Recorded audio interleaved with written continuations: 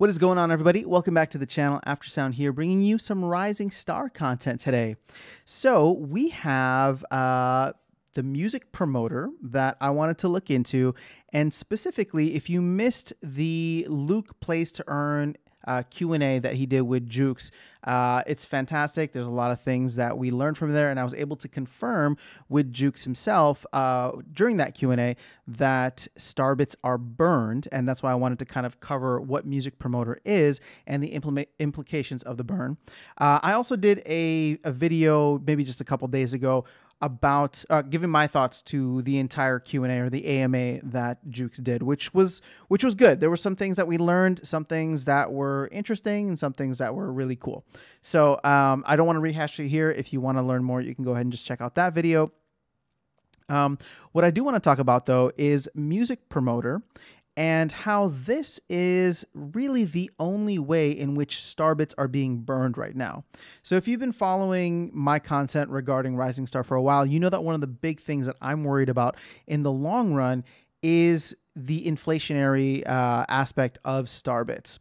And this is the first time that I'm hearing, and again, it was probably because I wasn't really doing my research into the other aspects of the game, but this is the first time that I've heard of Starbits being burned, and this is really the only method right now that exists in order to burn Starbits and kind of keep that inflation in check. So what we know, and this was during the Q&A, is that, you know, the tokenomics behind this game haven't really been thought through from like a formal process. You know, just a quick recap, I guess, is just, you know, Jukes, this is a game that Jukes created. He and his wife are managing, and, you know, they're in it for the music, and they're in it to create this fun game around music, this idle clicker play to earn game around music. So there isn't this kind of broad-based, here's how we want to build the economy around the game and the tokenomics and all this, which I said is, you know, it was disappointing to hear, but at the same time, I love the passion behind it. So, you know, we'll see where things go. Now, at the end of the day, what can we look at from just a basic facts standpoint? Okay, well, we have all these Starbits being printed every single day, and we only have one method that is burning Starbits.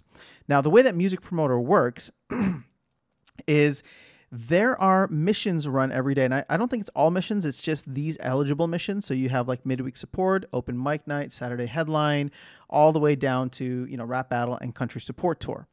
Now, every day, and I believe this is on UK time, whenever it's midnight in the UK, this resets. And what ends up happening is you will see, I'm going to start from the right side here, you will see the total missions that were run yesterday across the entire game. Okay, so all the players that are playing, all the missions that were run, this is the entire amount. So you can see here something like open mic night, for example, had 9,000 missions, whereas, you know, something like country support tour only had 301. So what you can do then, moving one column over to the left where you see the total missions today, is you can see how many missions have been run today to kind of get a balance or a perspective on like how many we can expect based on the amount that were run yesterday. And you can make a bid. Now, what you can see here is Wagonston is totally hogging the entire thing here. And for their bid of 120, what they are doing is every time one of these missions is run, since they have all of them, but let's just say you were doing midweek support. If you were running, you know, if you bid and you were the top bid, and anybody ran a midweek support mission, you would get a reward share, let's put it, right? So right now there have been a total of 6501 missions run today. And if you had one mission run while you were the top bid, you would get one out of that 6,500, and whatever percentage of that will be paid out in Star Pro. Now, in order for this to happen, it looks like we're always going to be at that amount. I think there's 100 Star Pro that's given out every single day. You'll have to, don't quote me on that. But what ends up happening is, as long as 100,000 Starbits have been bid, is what it looks like. Yeah, total Starbits spent by all players today. Then the payout pool is 100%. If for any reason 100,000 Starbits is not spent, then then the Star Pro pool that is distributed out would be given out at a prorated share. But as you can see here, we're not even, we're probably not even 1/4 of the way through the day, and we're already at 700,000 Starbits. So that is, I don't think that's ever going to be an issue. That was probably more so at the beginning, because this has actually been out for 11 months now, and it makes me feel a little like I missed out because I wasn't paying attention to this earlier. So here's the thing: you can buy certain things with Star Pro, and I don't really want to get into all the stuff with Star Pro right now because there's a lot of other benefits. What I really wanted to cover was how this works from just a basic operational standpoint, and then what the implication means for burning Starbits. So what's interesting to see here, and I don't know if the data is out there anywhere, but as of now, we have about 786,000 Starbits that have been burned so far. Now, I'm calculating that we're roughly 1/4 of the way through the day.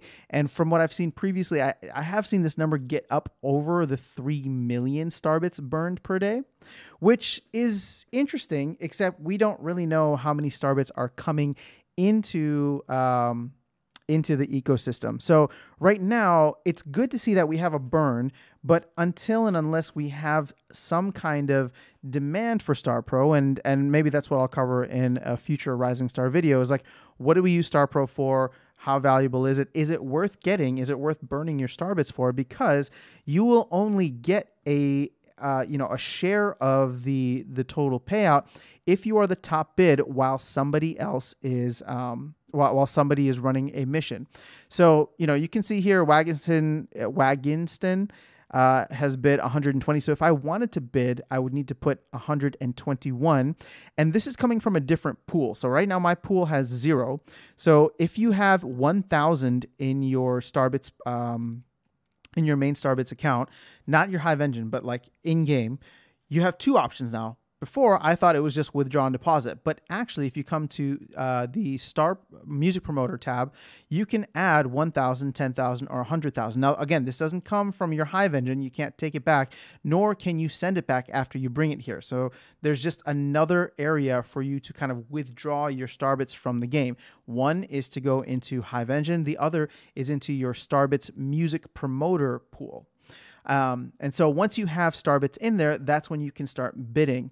So I'll save that for a future video. But right now, to me, it's good to see that there is a way that Starbits is being burned. And I love the fact that this mechanism is in here. The more that I'm learning about this game, the more that I'm actually very much appreciating what Jukes has done and where this could potentially go in the future. Because again, the big thing and the big takeaway that I got from the Q&A was, this is being built from a place of passion, a place of love, and a place of, just love for music and wanting to create a fun game.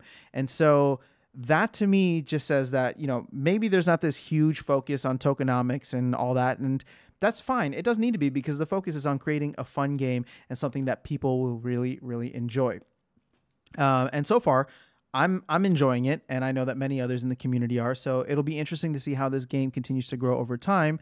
And yeah, I have a deep appreciation for that. I don't want anybody to take the wrong idea from this.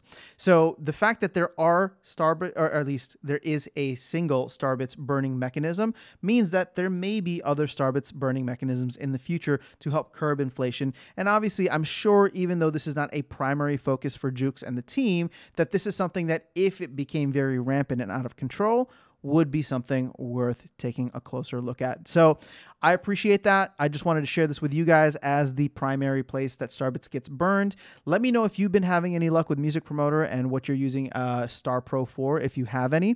I'll do a follow-up video on this where I dive into it. Once I actually get my hands dirty with earning some Star Pro and seeing what's available, I just didn't want to speak to it until I did that. For me right now, the big takeaway was the fact that Starbits are being burned, and to me that's a great thing, because we want to make sure that we find a nice equilibrium and there's a solid supply and demand for this token, which has become a big part of what I'm using every single day, whether I'm putting that back into the game or pulling that out or buying SPS or whatever the case is, whatever you're doing with your Starbits. Because I know, and the reason I say SPS is because I know many people come here from Splinterlands, but I've appreciated this game for what it is, and have started investing more and more, building off of the Starbits that I have earned and all the Starbits, the Starbits that I've earned, and just all the assets that I have within the game.